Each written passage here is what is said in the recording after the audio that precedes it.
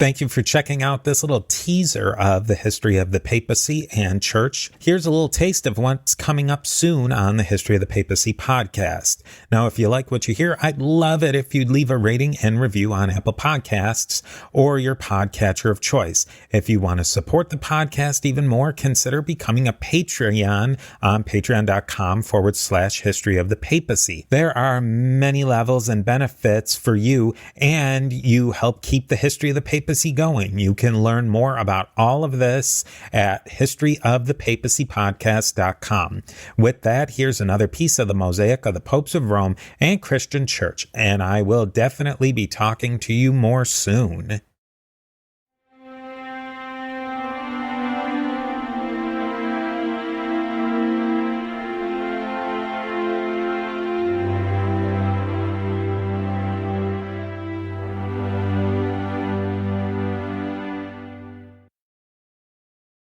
Oh, he lives past the Great Revolt, so into the 70s or maybe the 80s.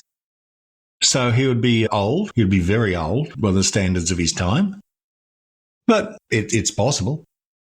It'd be kind of interesting if he died during the revolt. Oh, ooh. What the fallout from that would be. That could make Christian theology even more complicated than it is now if he died during the revolt. God took his son during the revolt. Or maybe he ends up being explicitly killed by the Romans, which is just like what happened. Just happens at 30 years later. It's like one of those ones where everything's different, but then it winds up basically the same way. That's right. It's that sort of time travel story, isn't it?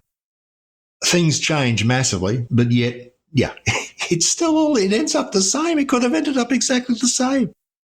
Because I guess it would depend, no Paul, or what would, a lot of the story would be is what happens in those intervening years.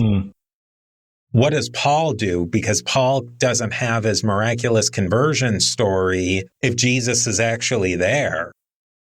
Or it's very different.